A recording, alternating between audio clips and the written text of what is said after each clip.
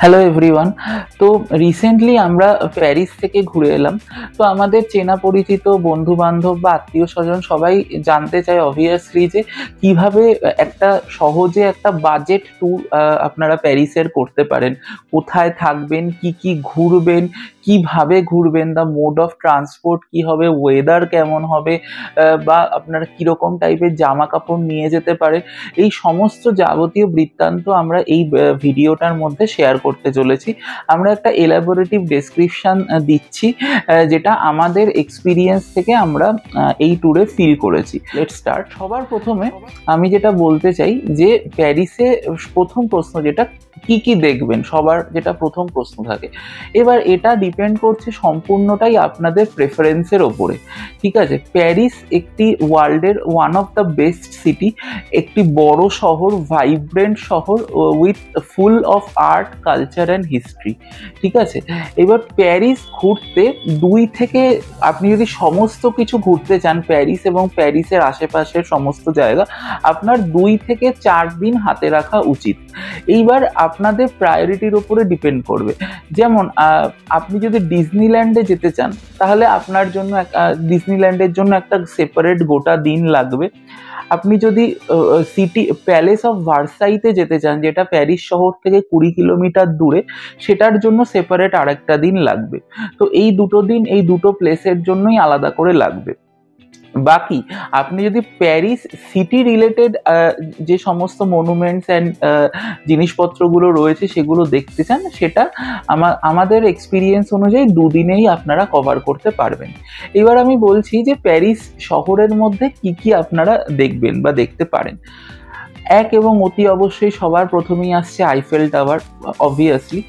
এবার Eiffel tower ঘোরার কিছু টিপস অ্যান্ড ট্রিক্স হচ্ছে যে আইফেল টাওয়ার আপনারা কোথার থেকে দেখবেন। ঠিক আছে, সবার আগে বলে দিই যে আইফেল টাওয়ার ঘোরার সব থেকে পপুলার একটা ট্যুর হচ্ছে যে আইফেল টাওয়ারের ওপরে ওঠা, ফার্স্ট ফ্লোর বা টপ ফ্লোরে যাওয়া।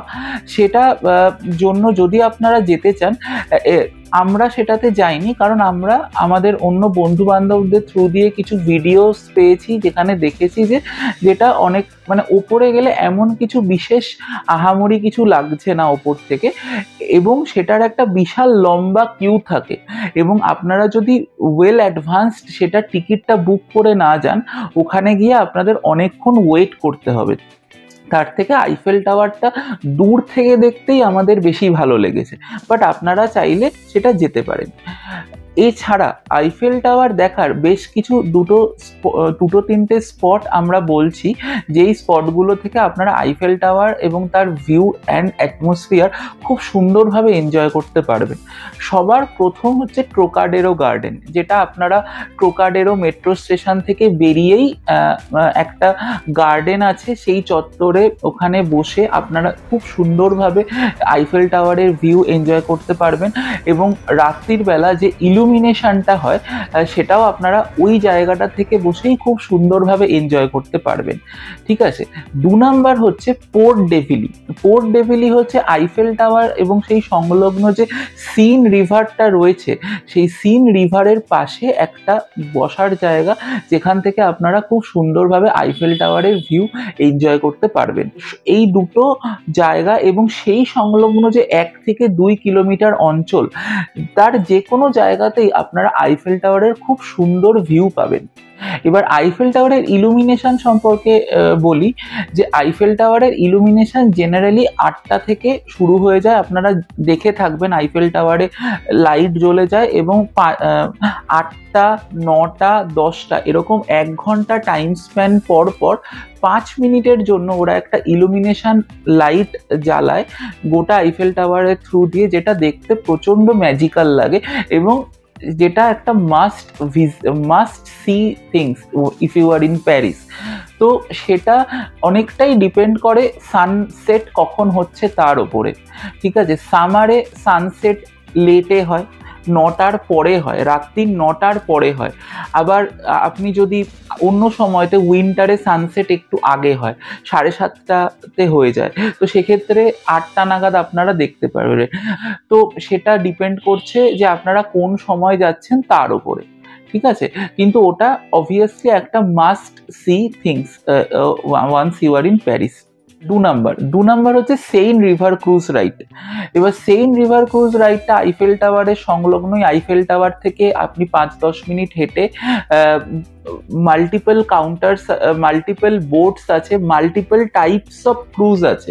আপনারা যদি কেউ চান ডিনার ক্রুজ নেবেন সেটাও নিতে পারেন, তার আলাদা আলাদা কস্ট আছে যেটা আপনারা ওখানে গিয়ে চেক করতে পারেন। এখানে একটা টিপস হচ্ছে যে আপনারা যদি রাতের দিকের ক্রুজ নেন সেক্ষেত্রে, যেমন আমরা মে মাসে গেছিলাম, আমরা নর্মাল ক্রুজ নিয়েছিলাম, কিন্তু তাতেই ওই রিভার ক্রুজের হাওয়াতে আমাদের প্রচণ্ড ঠান্ডা লেগেছিল। যেহেতু ক্রুজটা ওপেন, আপনারা ওপেন এয়ারে থাকবেন, সো আপনারা যদি রাতের ক্রুজ নেন বা বিকেলেরও ক্রুজ নেন, সেইন রিভার ক্রুজ রাইডের সময়তে আপনারা এনাফ অ্যামাউন্ট অফ ঠান্ডা জামা কাপড় নেবেন, কারণ যথেষ্ট ঠান্ডা লাগবে সেই সময়। 3 নাম্বার প্লেসেস টু ভিজিট হচ্ছে আর্ক দে ট্রাম্প অ্যান্ড শঁজ-এলিজে।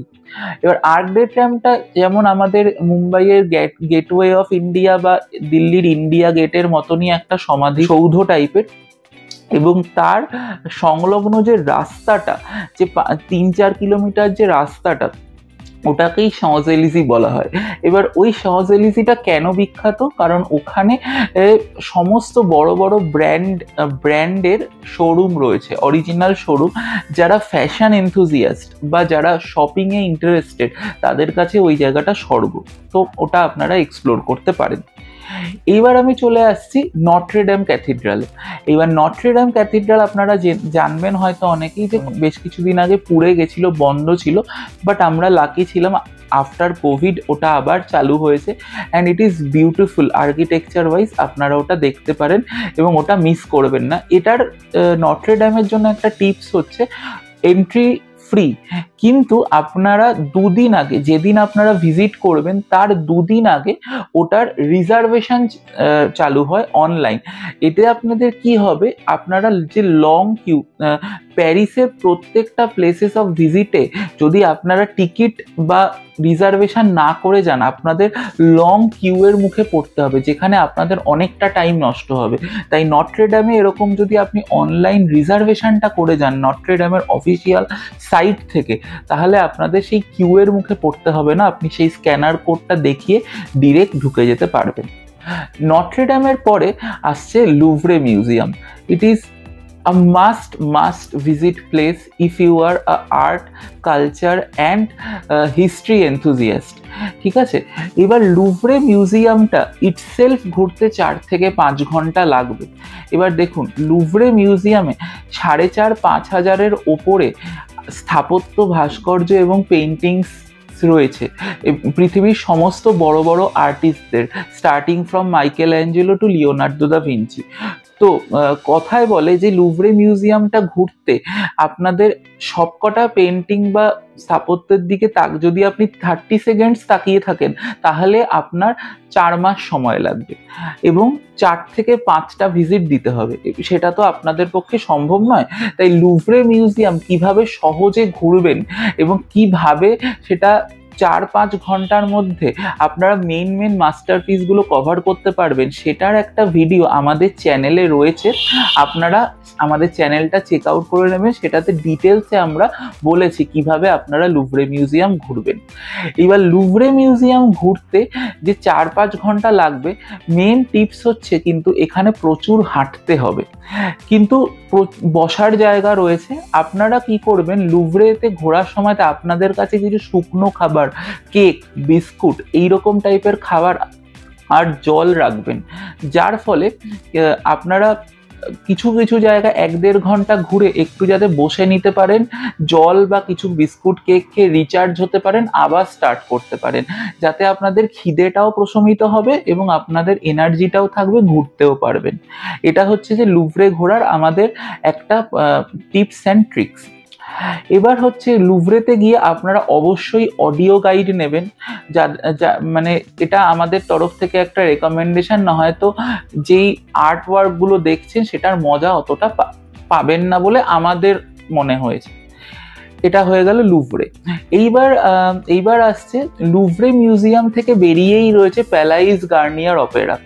এবার লুভরে মিউজিয়াম থেকে সোজা যদি 1.5 থেকে 2 কিলোমিটার মতন হেঁটে আসেন বা পাবলিক ট্রান্সপোর্ট বাসে করে আসেন, তাহলে আপনি প্যালাইস গার্নিয়ার অপেরার কাছে পৌঁছে যাবেন। এবং এই যে রাস্তাটা, তার দুপাশের যে বাড়ি ঘরের আর্কিটেকচার, এটা দেখার মতো আর্কিটেকচার এবং প্রপার ইউরোপিয়ান আর্কিটেকচার। যদি আপনি এনজয় করতে থাকেন, আমাদের রেকমেন্ডেশন আপনি এই রাস্তাটা হেঁটে যান। এবার প্যালাইস গার্নিয়ার অপেরার আর্কিটেকচারও ইটসেলফ খুব সুন্দর এবং ওখানে মিউজিশিয়ানরা মিউজিক করে, ওই একটা প্রচণ্ড সুন্দর ভাইব পাবেন। এখানে একটা আমাদের রেকমেন্ডেশন হচ্ছে, আপনারা যদি ওর মধ্যে অপেরা দেখতে চান তাহলে টিকিট প্রি বুক করে আসবেন, তার কারণ প্রতিদিন হাউসফুল যায়। হয়ে গেল, এটা হয়ে গেল মোর অর লেস আপনারা প্যারিসে প্যারিস সিটির মধ্যে কি কি ঘুরবেন তার একটা লিস্ট এবং তার সেই রিলেটেড ট্রিক্স। এরপর আমাদের কাছে অনেকে জানতে চায় যে ওয়েদার কেমন হবে। এবার দেখুন, ওয়েদার প্যারিস ঘোরার কোনো রেকমেন্ডেড সময় সেরকমভাবে নিয়ে আপনি সারা বছরই আসতে পারেন, কিন্তু আমি ইন্ডিয়ানদের ক্ষেত্রে যেটা বলতে চাই যে সামার বা স্প্রিংয়ের মাঝামাঝি, যেমন আমরা মে মাসে গেছিলাম এবং আমরা প্রচণ্ড সুইটেবল ওয়েদার পেয়েছিলাম উইথ ব্রাইট। যেমন সামারে কি হয়, সকাল 7টা সাড়ে 7টা থেকে সানরাইজ হয়ে যায় এবং রাত্রি 9টা সাড়ে 9টা পর্যন্ত সানলাইট থাকে। তো আপনি মোটামুটি 12 থেকে 14 ঘন্টার সানলাইটের ডিউরেশন পেয়ে যাচ্ছেন প্যারিসে। তো সেক্ষেত্রে আপনাদের দিনটাও বড় হচ্ছে, একদিনে আপনারা অনেক কিছু কভার করে ফেলতে পারছেন। তো সেই কারণে আমাদের একটা রেকমেন্ডেশন হবে, আপনারা যদি মে মাস, জুন মাস এরকম সময়তে আসতে পারেন, তাহলে একটা প্লেজেন্ট ওয়েদারও পাবেন, ব্রাইট সানশাইনও পাবেন, ভালোভাবে ঘুরতে পারবেন। এটা হয়ে গেল ওয়েদার। এইবার হচ্ছে ট্রান্সপোর্ট। এবার আমাদের মতে আপনারা গাড়িতে চাইলে ঘুরতে পারেন, কিন্তু ইউরোপের সব জায়গায় ঠিক তেমনই প্যারিসেও পাবলিক ট্রান্সপোর্ট প্রচণ্ড উন্নত। সারা শহর মেট্রো দ্বারা কানেক্টেড, বাস আছে, ট্রাম আছে, ট্রেন আছে, ঠিক আছে। তো আমাদের রেকমেন্ডেশন হবে আপনারা শহরটাকে পাবলিক ট্রান্সপোর্টে ঘুরুন, তাহলে শহরটার একটা আলাদা ভাইব পাবেন। এবার কিভাবে পাবলিক ট্রান্সপোর্টে ঘুরবেন? পাবলিক ট্রান্সপোর্টে ঘোরার জন্য নেভিগো পাস বলে একটা পাস হয়, যেটা নেভিগো একটা কার্ডের থ্রু দিয়ে জেনারেট হয়। এবার ইলে ডে ফ্রান্স বলে একটা অ্যাপ হয়, সেটা আপনি আপনাদের ফোনে ইনস্টল করেও নেভিগো পাস জেনারেট করতে পারেন, অথবা নেভিগো কার্ডের মধ্যেও আপনি নেভিগো পাসটাকে লোড করতে পারেন।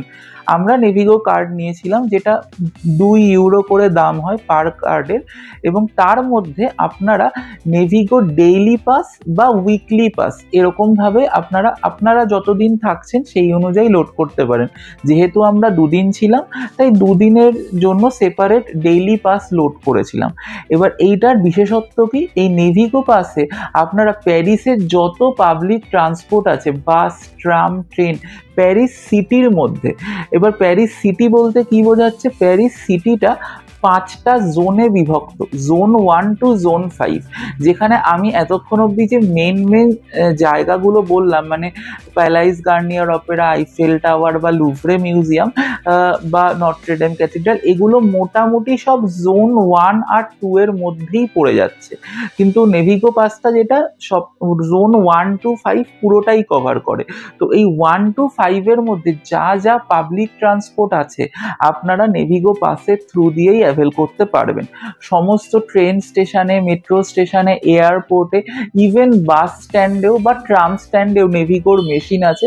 খুব ইজি সেটা টিকিট কাটা, আপনারা গেলেই সেটা সহজে বুঝতে পারবেন। এটা হয়ে গেল।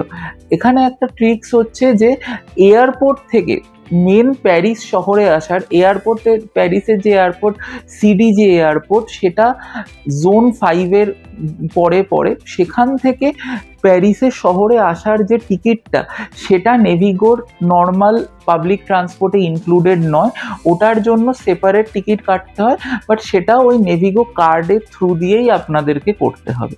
তো এটা হচ্ছে প্যারিসের মধ্যে পাবলিক ট্রান্সপোর্ট আপনারা কিভাবে করতে পারবেন সেটার সাজেশন। এবং মেট্রো স্টেশন, ট্রেন স্টেশনে খুব সুন্দরভাবে লেখা আছে, আপনাদেরকে বুঝে পড়ে সেই অনুযায়ী ট্রেন অ্যাভেল করবেন, কোনো সমস্যা হবে না। এছাড়া আপনারা চাইলে পার্সোনাল ট্রান্সপোর্টও ইউজ করতে পারেন। 3 নাম্বার হচ্ছে ফুড। এইবার এখানে ফুডের সাথে আমি আরেকটা পয়েন্টকেও অ্যাটাচ করে দিচ্ছি, যেমন হচ্ছে আমাদেরকে সবাই জিজ্ঞেস করে যে কিভাবে আমরা বাজেট একটা ট্যুর করতে পারি, কিভাবে আমরা আমাদের খরচাটা বাঁচাতে পারি ইউরোপে গেলে। সেটা আপনারা ফুডের মাধ্যমে, এটা আমরা আমাদের পার্সোনাল এক্সপিরিয়েন্স থেকে বলছি, ফুডের মাধ্যমে অনেকটাই বাঁচাতে পারেন। যেমন আপনারা যদি কোনো রেডি টু ইট খাবার নিয়ে যান, যেমন হচ্ছে যে পোহা বা পাস্তা বা ম্যাগি, যেগুলো আপনারা ওখানে গিয়ে, প্রথম রেকমেন্ডেশন হচ্ছে যে আপনারা অ্যাকোমোডেশনে হোটেলের পরিবর্তে যদি এয়ারবিএনবি ইউজ করেন, সেটা আমাদের প্রথম রেকমেন্ডেশন হবে। এয়ারবিএনবি ইউজ করার সুবিধা কি? এয়ারবিএনবিতে আপনারা একটা কিচেন পাবেন, একটা ফ্রিজ পাবেন, যেখানে আপনারা রেডি টু ইট খাবারগুলো খুব সহজেই প্রিপেয়ার করে ইউজ করতে পারবেন। সেখানে আপনাদের একটা খরচা বাঁচবে। এবং যে রেডি টু ইট খাবারগুলো আপনারা যদি আপনাদের সাথে ক্যারি করেন, তাহলে আপনারা ঘুরতে ঘুরতেও সেটা খেতে পারবেন, আপনাদের এক্সপেন্স সেভ হবে, তার সাথে আপনাদের টাইম সেভ হবে। এটা আমাদের আরও একটা সাজেশন। তার কারণ হচ্ছে যে কোনো ফাইন ডাইন রেস্টুরেন্ট বা কোনো মনুমেন্ট মানে লুভরে বা আইফেলের সামনে যে সমস্ত রেস্টুরেন্টগুলো থাকে, সেখানে কস্টও অনেকটা বেশি হয় এবং কিউও থাকে, লাইন থাকে, রাশ থাকে। তো তার ফলে আপনাদের টাইম আর কস্ট দুটোই সেভ হবে যদি আপনারা রেডি টু ইট খাওয়ার নিজেদের সাথে রাখেন, সেটাকে থ্রু আউট দ্য ডে মাঞ্চিং করতে থাকেন, তাহলে আপনাদের অতটা টায়ার্ডনেসও লাগবে না, আপনাদের সেভও হবে। এটা আমাদের পার্সোনাল এক্সপিরিয়েন্স থেকে আমরা বলছি। এবং সেক্ষেত্রে যেটা আমরা আগেই বললাম একটু আগে, যে হোটেলের পরিবর্তে এয়ারবিএনবি অ্যাভেল করার চেষ্টা করবেন, কারণ প্যারিস শহরটা well connected by public transport. তো আপনি যদি মেন অ্যাট্রাকশন থেকে একটু দূরেও আপনাদের এয়ারবিএনবি নেন, কারণ জেনারেলি এয়ারবিএনবি একটু দূরে হয়, মেন জোন 1 জোন 2তে, তো মেন অ্যাট্রাকশনগুলো ধরুন আপনি এয়ারবিএনবি পেলেন জোন 4-এ, তো দ্যাট ডাজেন্ট ম্যাটার, বিকজ পুরো প্যারিসটাই খুব well connected by public transport. তো এটা হচ্ছে আমাদের সাজেশন, যে এইভাবে আপনারা খাওয়ার খরচটাকে এইভাবে বাঁচাতে পারেন এবং যাতে আপনাদের ওভারঅল এক্সপেন্স ড্রাস্টিক্যালি কমে যাবে বলে আমার ধারণা। আপনি যদি 3 বেলা বাইরে খান, তার পরিবর্তে যদি আপনি অন অ্যান অ্যাভারেজ 1 বেলা বাইরে খান আর 2 বেলা এইভাবে খাওয়া দাওয়াটা ম্যানেজ করেন, তাহলে আপনাদের খরচটা অনেকটাই সেভ হবে বলে আমার ধারণা। এইবার হচ্ছে অ্যাকোমোডেশনের কথাটা তো আপনাদেরকে বলেই দিলাম, আপনারা হোটেল নিতে পারেন, বাট আমাদের রেকমেন্ডেশন থাকবে এয়ারবিএনবি।